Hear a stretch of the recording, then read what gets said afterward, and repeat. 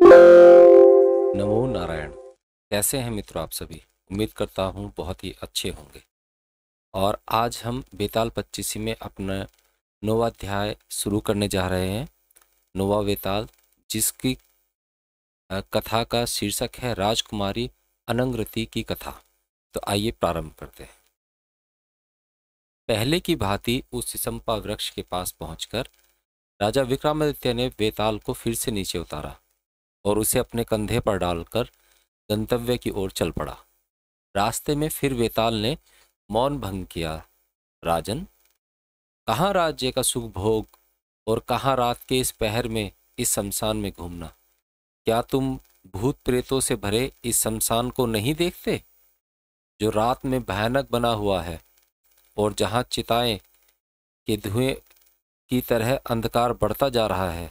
तुमने उस योगी के कहने पर न जाने क्यों इस असाध्य कार्य को करना स्वीकार कर लिया है। मुझे यह सोचकर तुम पर दया आ रही है। तुम्हारा श्रम भुलाने के लिए मैं तुम्हें फिर से एक कथा सुनाता हूँ, ताकि तुम्हारा मार्ग सुगम हो सके। तब तब विक्रमादित्य के सहमति देने पर बेताल ने यह कथा सुनाई। अवंती में एक नगरी है, जिसे सृष्टि के आरंभ में देवताओं ने बनाया था।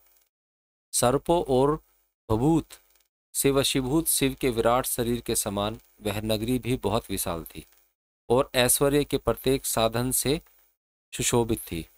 जो नगरी सतयुग में पद्मावती, त्रेता में भोगवती तथा द्वापर में हिरण्यवती कही जाती थी, वही कलयुग में उज्जैनी के नाम से प्रसिद्ध हुई।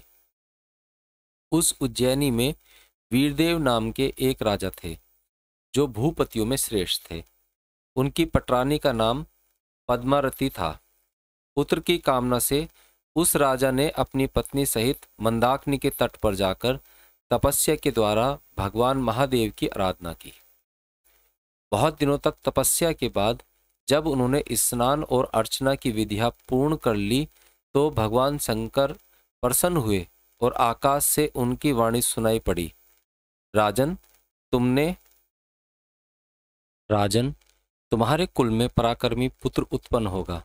अतुलनीय रूपवती एक कन्या भी तुम्हारे घर में जन्म लेगी, जो अपनी सुंदरता से अप्सराओं को भी मात करेगी।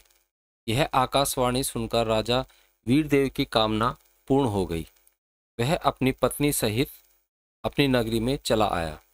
वहां पहले उसे सूरदेव नाम का एक पुत्र पैदा हुआ और फिर उसकी पद्मावती ने एक कन्या को जन्म दिया।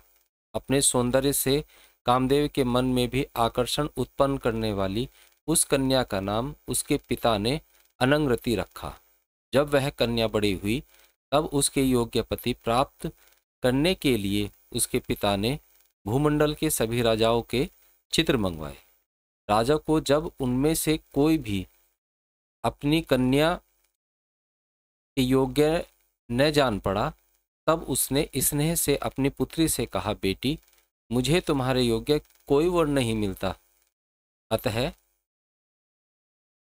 तुम स्वयंवर द्वारा अपना वर स्वयं ही चुनो।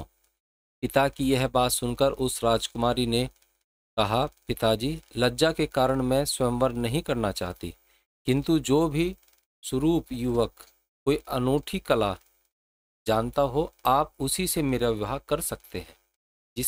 इससे अधिक मैं और कुछ नहीं चाहती। अपनी कन्या अनंगरती की बात सुनकर राजा ने उसके लिए वैसे ही वर की खोज करने लगा। इसी बीच लोगों के मुंह से यह वृत्तांत सुनकर दक्षिण पथ से 4 पुरुष वहां आ पहुंचे, जो वो वीर थे, कलाओं में निपुण थे और भव्य आकृति वाले थे। राजा ने उनका स्वागत सत्कार किया। जब उस राजपुत्री की इच्छा रखने वाले वे चारों पुरुष एक के बाद एक राजा ने अपने अपने कौशल का वर्णन करने लगे। उनमें से एक ने कहा, मैं शूद्र हूँ, मेरा नाम पंचपटिक है। मैं प्रतिदिन 5 जोड़े उत्तम वस्त्र तैयार करता हूँ। इनमें से एक जोड़ा वस्त्र मैं देवताओं को चढ़ाता हूँ और एक जोड़ा ब्राह्मणों को देता हूँ। एक जोड़ा मैं पहनने के लिए रखता हूँ।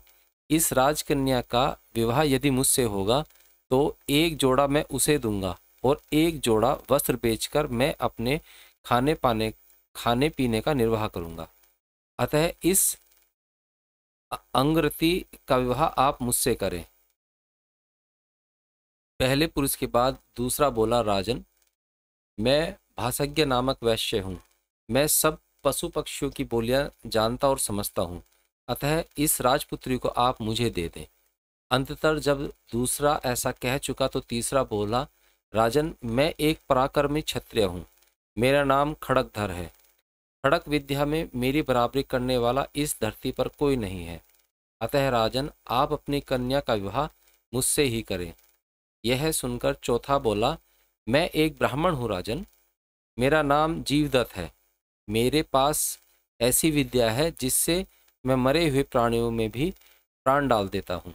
अतः ऐसा कार्य में दक्ष, मुझको आप अपनी कन्या के लिए पति रूप में स्वीकार करें। दिव्य वेश वाले उन चारों पुरुषों को ऐसा कहने पर राजा सोच में पड़ गया और विचार करने लगा कि वह किसके साथ अपनी कन्या का विवाह करे। इतनी कथा सुनाकर वेताल ने विक्रमादित्य से पूछा, राजन, अब तुम ही बताओ कि राजकुमारी अनंगरति का विवाह उन चारों में से किसके साथ होना चाहिए। जानकर भी यदि तुम इसका उत्तर नहीं दोगे तो मेरे श्राप द्वारा तुम्हारे सिर के 100 टुकड़े हो जाएंगे। यह सुनकर वेताल को राजा विक्रमादित्य ने बताया, योगेश्वर, आप समय बिताने के लिए ही मुझे मौन भंग कराने के लिए विवश करते हैं, अन्यथा आपका यह प्रश्न कौन सा बड़ा जटिल है। आप स्वयं ही सोचिए, उस शूद्र जुलाहे को क्षत्रिय कन्या कैसे दी जा सकती है? वैश्य को भी क्षत्रिय कन्या नहीं दी जा सकती, और फिर उसे, जिसे पशु पक्षियों की भाषा का ज्ञान है, उसका भी क्या उपयोग है? तीसरा, जो ब्राह्मण अपना स्वयं का काम छोड़कर बाजीगिरी करता फिर रहा है, वह भी उसके पति होने के योग्य नहीं है, क्योंकि वह ब्राह्मण अपना काम छोड़कर पतित बन गया है। अतः राजपुत्री के योग्य तो वह क्षत्रिय पुरुष ही है। उसी से राजपुत्री का विवाह करना उचित है, जो कुल में समान है, अपनी विद्या जानने वाला तथा पराक्रमी है। राजा की यह बात सुनकर वेताल ने कहा, राजन, तुमने बिल्कुल सही उत्तर दिया। राजकुमारी का विवाह उसी से होना चाहिए, क्योंकि समान कुल और पराक्रमी व्यक्ति के साथ ही कन्या का विवाह अनुकूल होता है। पर मेरे प्रश्न का उत्तर देते समय तुम हम दोनों के बीच हुई शर्त को भूल गए। अतः अब मैं चलता हूँ। यह कहकर वेताल राजा के कंधे से उतर गया और पुनः उसी शशंपा वृक्ष पर जाकर बैठ गया जहाँ से विक्रमादित्य उसे लाए थे। राजा विक्रमादित्य ने भी अपना हौसला न खोया। वेताल को जाते ही वह वहां से पुनः उसे लेने के लिए उस वृक्ष की ओर चल पड़े। तो मित्रों, इस तरह से हमारी 9वीं वेताल की कथा पूर्ण होती है। मिलते हैं अगले वेताल पर।